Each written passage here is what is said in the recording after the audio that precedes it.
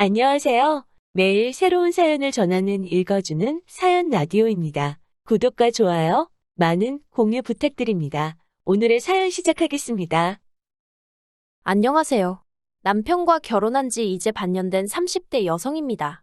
남편과는 어느 다른 커플보다도 조용히, 무난하게 연애를 해왔기 때문에 결혼 반년 만에 여기 와서 제 이야기를 하게 될 줄은 상상도 못했는데, 사실 연애 때는 남편과 저 두 사람만 신경 쓰면 됐으니까, 설령 갈등이 생기더라도 일이 커질 틈이 없었거든요. 서운한 일이 있으면 그 자리에서 바로바로 이야기하고, 오해가 쌓이지 않도록 풀었으면 되었으니까요. 그런데 결혼을 하고 나니까 일단 제 입장에선 남편뿐만 아니라 남편 식구들과의 관계도 신경을 써야 했고, 그렇다 보니 계속 상황을 살펴야만 하는 게 여간 힘든 일이 아니었어요.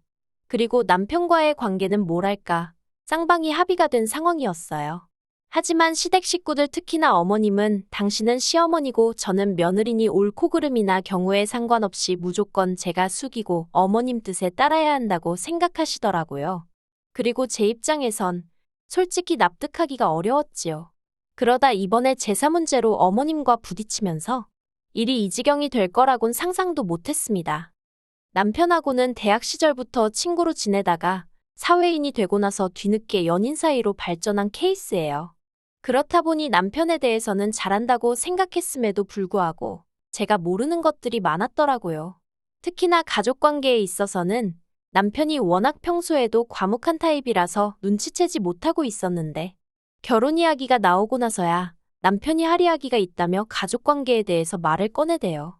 그리고 알고 보니 남편의 친어머님은 남편이 중학교를 다니던 때 지병으로 돌아가셨고 이후로 사별하신 아버님이 지금의 새어머님과 재혼하셨답니다. 새어머님도 초혼은 아니셨고 자식도 둘 있으셨고요. 그래서 졸지에 외동이던 남편에게 2명의 동생이 생겼다네요. 그리고 남편의 걱정과 달리 남편의 가족관계에 대한 고백은 결혼에 있어 제가 결정을 내리는데 별 영향을 끼치진 않았습니다. 아니, 오히려 결혼을 더 하고 싶게 만든 것도 같네요. 사실 그동안 저희 부모님을 만나면 평소답지 않게 살갑게 굴고 저희 부모님을 좋아라 하더니 그런 사정이 있었구나 싶어서 그랬나? 어디 정붙일 곳이 마땅치 않았나 보다. 그런 생각이 들어서 더 잘해주고 싶었거든요. 그리고 이런 마음은 결혼 후에는 더 강해지고 커져갔는데 그 이유가 제가 결혼 전에 시댁을 2번쯤 갔었고 결혼 후에도 2번쯤 갔었거든요. 그리고 그때마다 새어머님이나 시동생들이 남편에게 대놓고 무안을 준다던가 그런 건 없었어요. 오히려 하하호호. 겉에서 보기엔 말하지 않으면 재혼 가정의 이복 형제인지 모를 만큼 평범해 보였달까요. 하지만 남편이 잠깐 자리를 비운다던가 그러면 자기들끼리 무언의 눈빛으로 대화를 한다던가 뭔가 자기들끼리 똘똘 뭉쳐있다는 게 보이더라고요. 그러니 20년 가까이 그렇게 살아온 저희 남편은 얼마나 서럽고 소외감을 느꼈을까 싶대요. 아무튼 남편하고 결혼할 때 생각지도 못했는데 아버님으로부터 건물을 받았어요. 알고 보니까 아버님이 돌아가신 친어머님과 결혼할 당시 재산이라곤 하나도 없으셨답니다. 반면에 돌아가신 친어머님은 그래도 지역 유지의 딸이라서 재산이 꽤 많으셨던 모양이에요. 그리고 그런 친어머님이 돌아가실 당시 아버님에게 다른 건 몰라도 건물만큼은 남편이 장가갈 때 꼭 주라고 신신당부를 하셨다대요. 감사하게도 아버님이 그 약속을 지켜주신 거고요. 그래서 저희는 어느 다른 신혼부부들보다 솔직히 마음 편하게 결혼 준비를 할 수 있었습니다. 그렇다고 말도 안 되는 사치를 부리고 그런 것은 아니고요. 적어도 신혼집을 어떻게 할지 그런 고민에선 자유로울 수 있었네요. 그런데 이걸 가지고 새어머님께선 굉장히 못마땅해 하셨습니다. 아버님과 재혼하던 당시 그 건물이 당연히 아버님 거라고 아셨지 그게 훗날 저희 남편한테 돌아갈 거라곤 생각을 못 하셨던 모양이래요. 그래서 내내 그 건물에서 나오는 월세로 생활을 해왔는데 갑자기 그 돈이 없어지니 당황스럽다며 저희더러 그걸 기어이 지금 받아가야겠냐고 싫은 소리를 몇 번이나 하시더라고요. 하다못해 동생들 시집장가라도 가고 나면 그때 정리해도 늦지 않다면서요. 하지만 그런 이야기를 듣고 있으니 저는 더욱이 지금이 아니면 안 되겠구나 싶었습니다. 막말로 시동생들 시집장가 갈 때 되면 건물 팔아먹자고 나이 드신 아버님을 달달 볶기라도 해봐요. 그땐 저희야말로 눈뜨고 코 베이는 거 아니겠어요. 솔직히 저희 것이 될 거라곤 상상도 못했던 건물이지만 저희 거라는 걸 알게 된 이상 어떻게든 지켜야겠다는 생각뿐이었습니다. 남편 하나만 보고 결혼을 결심한 건 사실이지만 그렇다고 주어진 몫을 포기할 만큼 멍청이도 아니었으니까요. 그리고 이건 저희 남편도 몇 번이나 동의한 부분이었습니다. 솔직히 그 오랜 시간 동안 새어머님도 정말 친어머님처럼 남편에게 정을 주셨다면, 그리고 시동생들도 남편을 그렇게 믿고 따라주었다면, 저희 남편이 절대로 그렇게 선을 그었을 리가 없거든요. 그런데 제대로 가족이라고 느낄 만큼 감정적 교류가 없었던 탓인지, 금전적인 부분에서는 남편도 나름대로 확실히 선을 그으려는 게 보였습니다. 어쨌든 맏아들이니 그에 따르는 책임과 도리는 하겠다. 하지만 그 이상은 못한다는 입장이 분명했달까요? 그런데 지난 어버이날이었습니다. 새어머님이 회가 드시고 싶다며 호텔에 있는 식당으로 예약을 하셨더라고요. 그래서 그 자리에 시부모님과 저희 부부 그리고 시동생 둘이 모이게 되었어요. 남들이 보기에는 다복하고 화목한 분위기였을 거예요. 하지만 식사가 시작되고 얼마 지나지 않아 불편한 주제들이 조금씩 거론되기 시작했습니다. 특히나 돈에 관해서요. 새어머님께서는 저희가 건물을 가져간 이후로 살림을 꾸려나가기가 아주 힘에 부친다면서 끝없이 앓는 소리를 하셨어요. 하지만 솔직히 아버님이 그 연세에도 연금으로 300 남짓 받고 계셨고 저희가 건물 증여가 끝남과 동시에 매달 100만 원씩 생활비에 보태시라고 보내드리기 시작했거든요. 게다가 신우도 직장 생활을 하고 있었으니 아무렴 자기 부모에게 돈 10만 원 안 드렸겠어요? 제가 생각하기엔 그나마 마음에 걸리는 건 도련님이었는데 거기도 이제 아르바이트해서 자기 용돈 벌고 하면 크게 돈 들어갈 일이 있나 싶었지요. 참고로 저희 남편은 자라는 내내 집에 재산이 없는 것도 아니었는데 새어머님이 남자라면 독립심이 필요하다며 고등학교 때부터 아르바이트를 하라고 그렇게 눈치를 주셨답니다. 그래서 실제로 고등학교 2학년 때부터는 아버님이 어머님 몰래 챙겨주신 용돈 말고 공식적으론 용돈 한 번 받은 적 없고 대학 등록금도 반 이상 자기가 벌어서 보탰다고 하더라고요. 그런데 이제 와서 저희더러 생활비가 어떻고 시동생들이 어떻고 하면 아무리 제가 아닌 남편이 겪은 일이라고 해도 저에게는 제가 겪은 거나 마찬가지로 느껴졌으니 그런 어머님의 하소연이 곱게 들릴 리가 없었지요. 그래서 어머님께 마치 어머님의 속뜻이 무엇인지 하나도 못 알아들은 것 마냥 이참에 시동생들도 독립심을 키워야 하지 않겠냐고 아무것도 지원해주지 마시라고 단호하게 조언을 해드렸답니다. 그랬더니 제 예상대로 어머님이 당신이 일전에 한 말이 있어서인지 뭐라고 더 말씀은 못하시고 저더러 너는 참 냉정하구나 하시대요. 하지만 이런 이야기 때문에 제가 결혼한 지 반년 만에 시댁하고 안 보고 살고 싶네 그런 소리를 하게 된 것은 아니에요. 제가 정말 화가 난 건 엊그제 어머님한테 전화를 받았는데 다음 주에 당신 친정어머니 제사를 지낸다고 하시더라고요. 어찌나 생소하던지 저는 처음에 돌아가신 친어머님 제사를 지내신다는 줄 알았다니까요. 그런데 그게 아니라 새어머님의 친정어머니 제사를 지낸다면서 저더러 일찍 와서 제사 준비를 도우라고 하시더군요. 그리고는 덧붙여서 말씀하시기를 신우는 안 불렀답니다. 이런 건 원래 며느리가 도와줘야 하는 거라면서 제가 안 오면 당신 친지들이 계몰아서 당신이 시어머니로서 제대로 대접도 못 받고 산다고 생각할 거라고 그러면 저희 남편 얼굴에 똥칠하는 거라면서 꼭 와야 한다고요. 그래서 제가 어머님께 무슨 말씀이신지는 알겠지만 어머님도 아시다시피 저도 직장인이라서 그렇게 시간을 내기가 쉽지가 않다고 했습니다.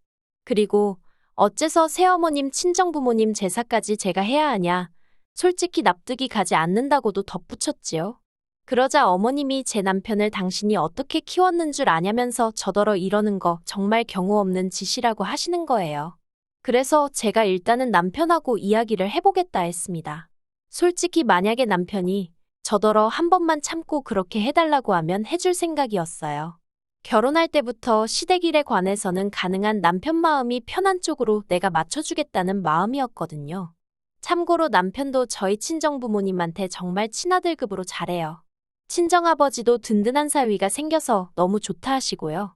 그렇다 보니 제가 시부모님에게 특히나 새어머님께 감정이 좋진 않았지만 그래도 몇 번이나 내가 잘해야지 하는 생각을 하게 되대요. 그런데 남편의 반응은 역시나 제 예상을 크게 빗나가지 않았습니다.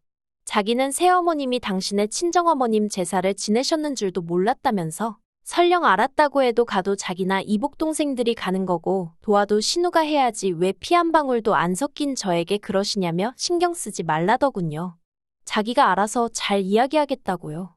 그런 남편의 모습에 괜히 미안하기도 하고 고맙기도 해서 알겠다고 했습니다. 그리고 어머님께는 그래도 못 간다고 직접 말씀드리는 게 매너다 싶어서 문자는 하나 넣었어요. 남편하고 상의해봤는데 제가 참석하는 게 바람직한 것 같지 않다는 식으로요. 그랬더니 며칠이 흐르고 주말, 어머님이 시동생들까지 데리고 저희 집에 연락도 없이 오셨습니다. 부서질 듯 누르는 현관벨 소리에서 이미 어머님이 왜 오셨는지 어느 정도 짐작이 되었다고 해야 할까요? 그나마 다행히 남편도 같이 있었고, 솔직히 제가 무슨 죄를 지은 것도 아니니 일단 현관은 열어드렸지요. 이윽고 5사람이 거실에 둘러앉았는데 신우가 한다는 소리가 소파샀냐입니다. 맞아요. 원래는 제가 자취할 때 쓰던 걸 쓰려고 가지고 왔는데 솔직히 건물에서 월세 나오는 거 알고는 남편하고 상의 끝에 소파만 좋은 걸로 바꿨어요. 그래서 그렇다고 하니까 어머님이 건물 가져가니까 세상이 다 니네 거 같지? 그러시는 거예요. 황당해서 무슨 말씀을 그렇게 하시냐니까 저희가 홀딱 건물을 받아서는 당신들은 사는 게 빠듯해졌는데 속이 상해서 그렇답니다. 그러면서 당신이 그 건물을 손에 쥐고 있었어도 제가 제사에 오네 못 오네 소리를 했겠냐는 거예요. 그제서야 어머님이 뭔가 착각을 하셔도 단단히 하고 계시구나 싶었습니다. 그리고 남편이 먼저 나서서 자꾸 건물 이야기 하지 마시라고 하대요. 건물은 돌아가신 친어머니 재산이었고 아버지가 유언에 따라 저에게 넘겨주신 거니 솔직히 새어머니는 거기에 대해서는 이러쿵저러쿵 말씀하시면 안 된다고요. 그러자 새어머님께서 하신다는 소리가 당신이 마음만 먹었으면 그거 진작에 팔아버리고 다 써버릴 수도 있었는데 저희 남편이랑 이복 동생들 한번 잘 키워보려고 알뜰살뜰 쥐고 있었던 거라며 그게 다 자기 덕분이라는 겁니다. 듣고 있는데 황당했지요. 거기서 매달 나오는 월세를 그렇다고 모아서 저희 남편을 주신 것도 아니고 20년 가까운 세월 동안 거의 남는 것 없이 받아서 다 쓰시며 사셔놓고는 알뜰살뜰이라는 둥, 지켜준 거라는 둥. 그리고 남편도 저랑 비슷한 생각을 했는지 급기야 웃더니 어머님도 생각보다 재밌으신 분이라며 말을 이어갔습니다. 말은 똑바로 하자고 그 월세 받아서 솔직히 어머님하고 이복 동생들이 거진 다 썼지 않냐고. 막말로 아버님이 돌아가시기라도 했으면 지금까지 이 관계가 유지나 되었겠냐고요. 그리고 저는 남편 말에 하나 틀린 거 없다고 생각했어요. 솔직히 어머님도 아버님의 그늘 밑에서 생활하신 분이지 어머님이 저희 남편을 먹여 살리기 위해 어디서 일 한번 하신 적 없으십니다. 살림이나 그런 건 꼭 저희 남편 때문만이 아니라 아버님과 다른 두 이복 동생을 위해서라도 어쩔 수 없이 하셔야 했겠지요. 그러니 저희 남편이 자라는 동안 약간의 도움은 받았다고 볼 수 있지만 그마저도 어머님의 진심이라기보다는 사정이 그렇고 상황상 어쩔 수 없이 발생한 일에 가깝잖아요. 그래도 남편은 새어머님도 어머님이라고 사회생활 시작하고는 용돈도 챙겨드리고 깍듯이 모셨습니다. 이복 동생들에게도 살가운 오빠는 아니더라도 어려운 오빠는 되지 않으려고 여러 가지 노력을 했고요. 물론 이복 동생들이 저희 남편에게 기대하는 오빠로서의 역할은 돈이 전부였긴 하지만요. 대화가 길어질수록 솔직히 새어머님 쪽이나 저희 남편이나 그간 차마 입 밖으로 내지 않았던 속내가 드러나기 시작했습니다. 새어머님 쪽은 뭐 짐작한 대로 이러나 저러나 한마디로 너는 내가 키웠으니 은혜를 갚아라는 거였고 저희 남편은 자기는 혼자 큰 거나 다름없다 생각한다고 막말로 새어머니가 내 생일 때 미역국이라도 한번 끓여줬냐며 울분을 토했어요.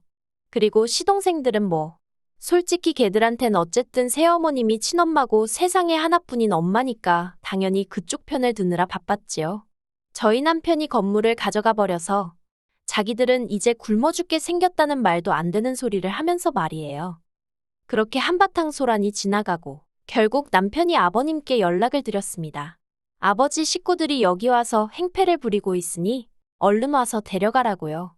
그러자 새어머님은 너 잘했다면서 아주 네 아버지한테 혼나봐야 정신을 차리겠다고 더 당당하게 꼼짝도 안 하더라고요. 그리고 이복 동생들은 이복 동생들대로 자기 어머니 옆에 붙어 있고 그 모습을 보고 있으니 남편이 얼마나 외롭게 컸을지 정말 안 봐도 눈에 뻔하더라니까요. 그리고 얼마 안가 아버님이 오셨는데 아버님은 새어머님을 보자마자 추태 좀 부리지 말라며 화를 내셨어요. 새어머님은 아버님이 당신 편을 들 줄 알았는데 당신한테 언성을 높이니 당황하신 눈치였지요. 새어머님께서 아버님더러 지금 상황 파악이 안 되느냐고 쟤들이 나한테 덤빈다. 이게 다 당신이 건물을 줘서 이렇게 된 거 아니냐? 돈 좀 생겼다고 애가 위아래도 몰라본다. 빨리 건물 내놓으라 해라. 속사포처럼 말을 쏟아냈지만 아버님께선 그런 새어머님께 남의 재산으로 그 정도 배불리고 살았으면 됐지. 욕심도 사납다고 계속 화를 내실 뿐이었어요. 그리고는 이복 동생들에게도 내 생각에 내가 니들 아버지로서 해줄 만큼은 해준 것 같으니 이제 알아서 독립하려면 독립해라. 정말 무서우리만치 낮은 목소리로 말씀하시대요. 그리고 결론부터 말하자면 일단 지금 새어머님은 찍소리도 못하고 예전처럼 아버님과 살고 계시고요. 이복 동생들도 무슨 약이라도 먹었는지 저희 남편한테 아주 깍듯해졌어요. 하지만 그 속내야 뻔하지요. 신우는 시집 가려면 결혼 자금이 필요하니 그러는 것일 테고 도련님이야 유학을 가고 싶네요 전에 노래를 불러댔으니 뭐 결국은 다시 돈 때문 아니겠어요? 그리고 저희 남편이 그러더라고요. 지켜야 할 게 없을 때는 바보같이 당해주면서 그래도 이게 제일 편한 길이라고 생각을 했대요. 근데 이제 자기에겐 저라는 가족도 생겼고 돌아가신 친어머니가 물려주신 재산도 지키고 싶어서 그렇게 바보같이 살지 않을 거랍니다. 다만 아버님에 대한 남편의 심정은 아직 복잡한 것 같아요.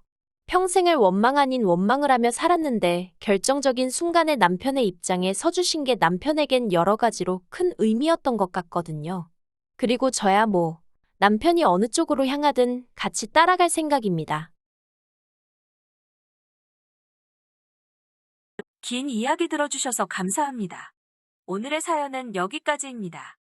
구독과 좋아요, 알람 설정해주시면 앞으로 더 좋은 사연으로 찾아오겠습니다. 감사합니다.